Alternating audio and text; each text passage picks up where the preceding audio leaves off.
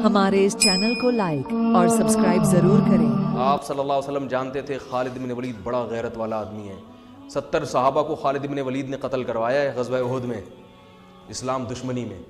लेकिन आप सल्लल्लाहु अलैहि वसल्लम की बसीरत देखो, ये नहीं कि इनको बस किसी तरह मार दो, इन्होंने 70 अफराद को शहीद करवाया। ना ना ना, आप सल्लल्लाहु अलैहि वसल्लम जानते थे गैरतमंद है तभी तो लड़ रहा है, गैरत का गलत इस्तेमाल में लड़ रहा है। लेकिन ये इनको ये कन्फ्यूजन है कि ये सही है और हम क्या हैं, गलत हैं। ये समझ रहे हैं हमने इनके बाप दादा के दीन पे हमला किया है, हालांकि असल इनके बाप दादा का दीन वही है जो हम पेश कर रहे हैं। जहालत है, गलती है, किसी तरह इनको ज़ेर करो। ऐसा गैरतमंद आदमी अगर हमें मिल गया तो किसके लिए काम करेगा?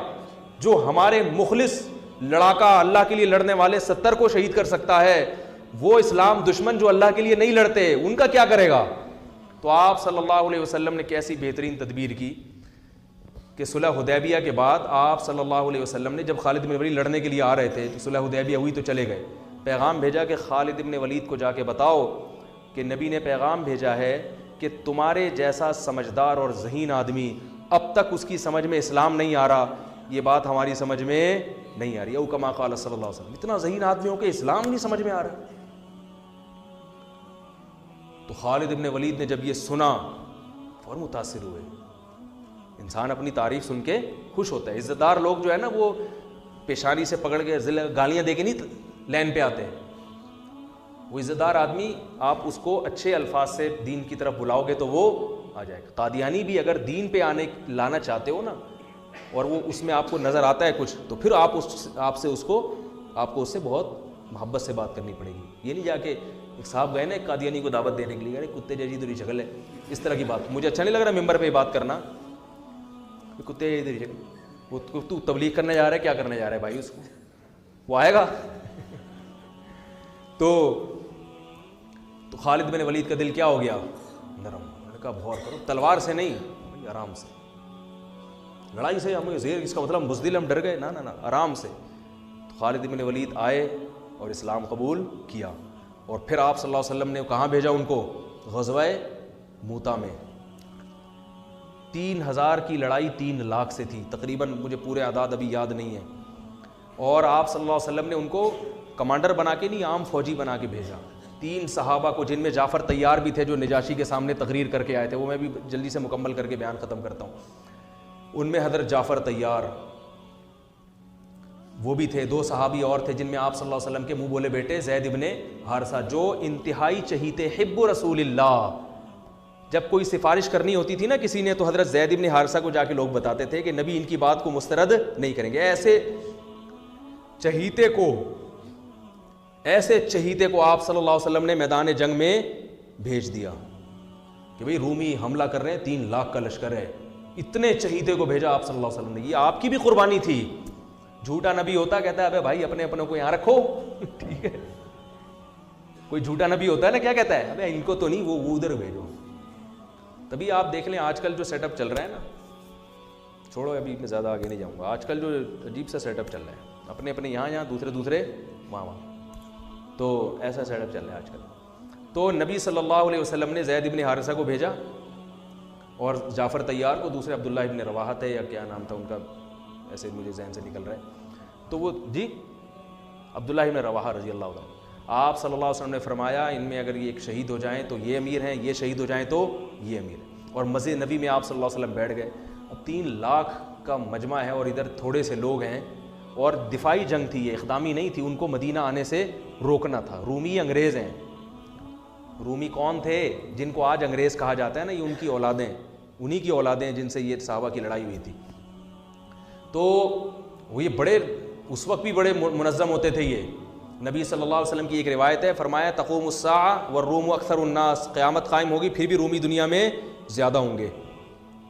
तो एक ताबईन ने जब ये हदीस सुनी, उन्होंने कहा कि मैं ये सारी कौमें दुनिया से ख़त्म हो रही हैं, इस्लाम की तलवार के नीचे आ रहे हैं, रूमी रहेंगे आखिर तक, तो कोई इनमें यकीनन क्वालिटी होगी जिसकी वजह से मुसलमान इनको कुर्ब क़यामत तक ही, गोरे तभी तो देखो ना अब तक हैं, इतनी बड़ी बड़ी ताकतें हैं। बाकी रूम और फारिस गायब हो गए, पता ही नहीं कहाँ, इतनी बड़ी बड़ी ताकतें थी जो इनसे ज़्यादा मजबूत थी रूमियों से। तो उन्होंने जब अपना खुफिया नुमाइंदा भेजा ना कि इनमें देखें ये क्या इनकी क्वालिटी है जिसकी वजह से ये ऐसी शिकस्त नहीं होगी इनको, इनसे जंग रहेगी। تو انہوں نے یہ نوٹ کیا کہ ان کی کوالٹی یہ ہے. دیکھو صحابہ بھی سیکھتے تھے غیر مسلموں سے بھی, غیر مسلموں میں سے بھی سیکھتے تھے ان کے اندر کیا کوالٹی ہے, تاکہ وہ کوالٹی ہم اپنے اندر بھی پیدا کریں. کون سی بات ہے ان میں, تو وہ سیکھنے کے لیے گئے. تو جا کے دیکھا تو انہوں نے رپورٹ جو بنائی, جو رپورٹ پیش کی وہ یہ تھی کہ ان کو جب شکست ہو جاتی ہے تو یہ دوبارہ لڑائی اس وقت تک نہیں لڑتے جب تک اس شکست کے اسباب پہ غور کر کے اس سبب کو دور نہ کریں. وہ غلطی دوبارہ نہیں دہراتے یہ. اب دیکھو امریکہ افغانستان میں آیا, رشیا والا اسٹائل نہیں ہے امریکہ کا, اس لیے کہ اس کو پتا تھا کہ رشیا جس اسٹائل میں آیا تھا طاقت اور قوت کے بلبوتے پر زمین پہ فوج اتار کے پٹھانوں سے پنگا لے لیا اس نے, ہے بھائی, اور پٹ کے واپس جا رہے. اب ہم لوگ تو مسلمان ہیں نا, صحابہ کے طرز پہ تو ہم چل نہیں رہے, ہم تو وہی غلطی بار بار دہراتے رہیں گے, کرتے رہیں گے. ایک دفعہ وہ پٹ کے آیا, اب جاؤ تم بھی پٹ کے آ جاؤ.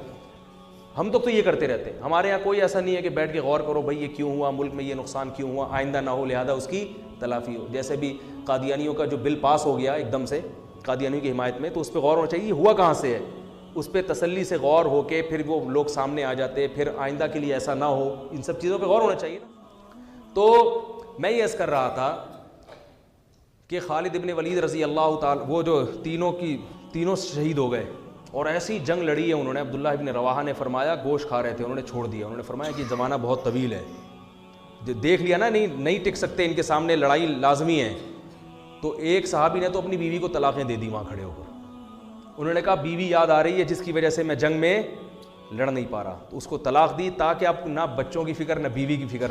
اب کیونکہ لڑائی اتنی سخت تھی, ظاہر ہے کوئی ریشو نہیں بنتا نا, اتنے بڑے لشکر کو بھگانے کا کوئی تناسب ہی نہیں بنتا نا, کوئی جنگ کا کوئی کچھ تو ہو. تو اب تو ظاہر ہے صرف جذبہ ہی ہے اور بھرپور لڑائی ہے موت کی, تو وہ موت کی نیت سے تلوار لے کر کود پڑے. یہ ہیں صحابہ جن کو رافضی لوگ گالیاں دیتے ہیں, جن کو برا بھلا کہتے ہیں. تو تلوار لے کر میدان جنگ میں کود پڑے اور شہید ہو گئے, ان کو چانس ہی نہیں تھا. تینوں جب شہید ہو گئے ہیں تو لوگ پریشان ہوئے کہ اب کس کو کمانڈر بنائے. تو لوگوں کی نظر آئی خالد ابن ولید پر کہ یہ میدان ہے, یہ 70 انہوں نے وہاں اتنی زبردست جنگ لڑی تھی تو یہاں بھی لڑ سکتے. اور آپ صلی اللہ علیہ وسلم مسجد نبی میں بیٹھ کر صحابہ کو یہ پورا واقعہ سنا رہے ہیں. اللہ نے بطور معجزہ آپ کے سامنے پورا وہ جنگ کا واقعہ آپ کے سامنے رکھ دیا. آپ صلی اللہ علیہ وسلم نے فرمایا عبداللہ ابن رواحہ شہید ہو گئے, حالانکہ بہت دور تھا یہ مدینہ سے, اور آپ صلی اللہ علیہ وسلم کی آنکھوں سے آنسو جاری. یہ معجزے کے طور پر آپ نے بتایا. پھر آپ نے فرمایا کہ جعفر طیار شہید ہو گئے, وہ بھی شہید ہو گئے.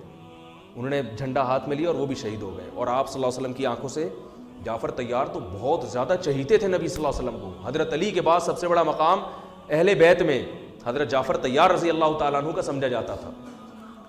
تو آپ صلی اللہ علیہ وسلم نے صحابی کو خبر دی کہ جاؤ ان کی 4 بیویاں ہیں, ان کو جا کے اطلاع دو کہ وہ شہید ہو گئے ہیں. پھر ان کے بچوں کے سر پہ, ان کے چھوٹے چھوٹے یتیم بچے تھے حضرت جعفر طیار کے, ان کے سر پہ آپ صلی اللہ علیہ وسلم نے پیار کیا, اور آپ صلی اللہ علیہ وسلم ان بچوں کا پھر بہت خیال کیا کرتے تھے. تو وہ عورتوں کے رونے کی آواز آئی, بڑا دلچسپ واقعہ ہے. پھر آپ صلی اللہ علیہ وسلم نے منع کیا کہ ان عورتوں کو کہو کہ اپنی آوازیں پست کریں, گھر کی 4 دیواری سے آواز ان کی باہر نہ نکلے. بڑے خوبصورت جوان تھے حضرت جعفر طیار اور نبی کے چہیتے تھے. اور غزوہ بدر میں حضرت جعفر طیار کی بڑی قربانیاں تھیں. جب یہ آیا ہے نا کافروں کا لشکر بدر میں سامنے, اور کافروں کے سردار آئے کہ حل میں مبارز کوئی ہے ہم سے لڑنے والا, یعنی پہلے ہم سے لڑے پھر ہم دونوں میں سے کوئی قتل ہوگا تو پھر جنگ شروع ہوگی, ایسے بھی تھے. تو ادھر سے کون آئے, پہلے کچھ انصاری صحابی آئے. تو وہ جو ولید ابن عقبہ تھا نا, ولید ابن عتبہ, اس نے کہا نہ ہمیں اپنے جیسا چاہیے, ہمیں کیسا چاہیے, قریشی سردار ہونا چاہیے جو میرے مقابلے میں آئے, پھر لڑائی کا مزہ ہے. یہ وہ بہادری ہے جو کس میں تھی, بولو نا بھائی, عربوں میں. تو ادھر سے پھر حضرت علی آئے, حضرت جعفر طیار آئے, حضرت حمزہ آئے. ادھر سے بھی 3 آدمی ادھر سے بھی 3. تو اس نے کہا نام اکفاؤنا, ہاں یہ ہیں ہماری قوم کے, ہمارے جیسے شیر ہیں, بہادر ہیں, لڑنا جانتے ہیں, ان سے لڑائی میں مزہ آئے گا. اور پٹ گئے تینوں تینوں کیا ہو گئے. تو ادھر سے حضرت جعفر طیار جب آئے نا, تو یہ تو بہادری کی بات ہے نا بھائی. ادھر 313 ادھر 1000, اور لڑائی ایسے شروع ہو رہی ہے کہ دونوں میں سے جب تک ایک زندہ ہے لڑائی شروع نہیں ہوگی. اور اس میں کتنا 50% چانس ہے نا اپنے شہید ہونے کا, اور سامنے سے بھی پتا ہے کہ بہادر ترین آدمی آیا ہے. کمزور ہوں تو آدمی کہتا ہے میں جاؤں یار، میں بسم اللہ کروں، بلکہ اس میں بھی نہیں جائے گا، وہ کہا یار پٹ پٹا ہی نہ جاؤں میں. تو ایسے صحابی تھے جعفر طیار، اور وہ غزوہ موتا میں نبی کے کیسے چچا زاد بھائی شہید ہو گئے. تو آپ صلی اللہ علیہ وسلم کی آنکھوں سے آنسو بہہ رہے ہیں، اور آپ نے فرمایا کہ وہ بھی شہید. پھر آپ کے جو چہیتے، حب رسول اللہ، نبی کے چہیتے، حب کا ترجمہ اردو میں کیا ہوگا؟ چہیتا. کہتے ہیں نا بڑا چہیتا ہے، لاڈلا ہے، نبی کے لاڈلے، جن کو آپ صلی اللہ علیہ وسلم نے لے کے کئی سال پالا ہے، اتنی محبت دی کہ جب ان کے اصل باپ دادا آئے نا ان کو لے جانے کے لیے تو انہوں نے کہا نہیں میں نہیں جاتا، میں ادھر ہی رہوں گا. اتنی محبت ہو گئی تھی. اطلاع آئی کہ وہ بھی شہید ہو گئے. تو اب آپ صلی اللہ علیہ وسلم نے فرمایا قد اخذ الرایۃ سیف من سیوف اللہ، اللہ کی تلواروں میں سے ایک تلوار نے جھنڈا ہاتھ میں لے لیا. اس میں اشارہ تھا کہ اب یہ تلوار ٹوٹے گی نہیں، کیونکہ یہ کس کی تلوار ہے؟ اللہ کی. اسی وجہ سے کہا جاتا ہے کہ خالد ابن ولید، حضرت خالد ابن ولید خود بتاتے ہیں کہ میں گھمسان کی جنگوں میں لڑا ہوں شہادت حاصل کرنے کے لیے، مگر کس پر میری موت واقع ہو رہی ہے؟ بستر پہ رو رہے تھے. فرمایا کوئی ایسی جگہ میں نے چھوڑی نہیں ہے جہاں مجھے شہادت نظر آئی ہو اور میں گھسا نہ ہوں اس میں لڑتے ہوئے، مگر موت کہاں آ رہی ہے؟ بستر پہ. علماء نے اس کی وجہ بیان کی ہے کہ جس کو اللہ کے نبی نے اللہ کی تلوار کہہ دیا ہو تو یہ اشارہ ہے کہ اس کو شہادت نہیں مل سکتی، کیونکہ شہادت کا مطلب کافروں کے ہاتھوں قتل، اور کافر نے اللہ کی تلوار کو توڑ دیا، تو یہ نبی کی بات کیا ہو جاتی؟ غلط. تو حضرت جعفر طیار حضرت خالد ابن ولید فرماتے ہیں کہ ہم نے صبح سے لے کے رات تک لڑائیاں لڑتے رہے ہیں، صبح سے لے کے. اس لیے کہتا ہوں اللہ کے بندوں کچھ ایکسرسائز کیا کرو، خدا کے بندوں. صحابہ کتنا اسٹیمنا چاہیے. میں یہ نہیں کہہ رہا تلواریں چلانے کے لیے ایکسرسائز کریں، پھٹنے کے لیے کریں، اس کے لیے آرمی ہے، فوج ہے. جہاد کرنا ہے، جنگ لڑنی ہے، کس کو جوائن کرو؟ آرمی کو جوائن کرو، ملک کی حفاظت کرو. اپنے ہی لوگوں پہ جا کے پھٹ جانا یہ جہاد بولو نا بھائی نہیں ہے. لیکن یہ تو پتہ چلتا ہے نا کہ جب ملک کو ضرورت ہوئی، جب دین کو ضرورت ہوئی لڑنے کے لیے، مذہب کو ضرورت ہوئی لڑنے کے لیے، تو لڑنے کے لیے کچھ گدے پہ بیٹھ کے لڑائی سیکھو گے کیا؟ اور صحابہ کا اسٹیمنا کتنا تھا. صبح حضرت خالد بن الولید تلوار کتنی بھاری ہوتی کہ آپ اٹھا کے دیکھیں، وہ جو تلواریں تھیں وہ یہ قصائیوں کی چھریاں نہیں ہوتی تھیں، اتنی بھاری بھرکم تلواریں. فرماتے ہیں صبح فجر سے لے کے رات مغرب تک ہم تلواریں چلاتے رہے، اور میرے ہاتھ میں 9 تلواریں ٹوٹی ہیں، 9 تلواریں.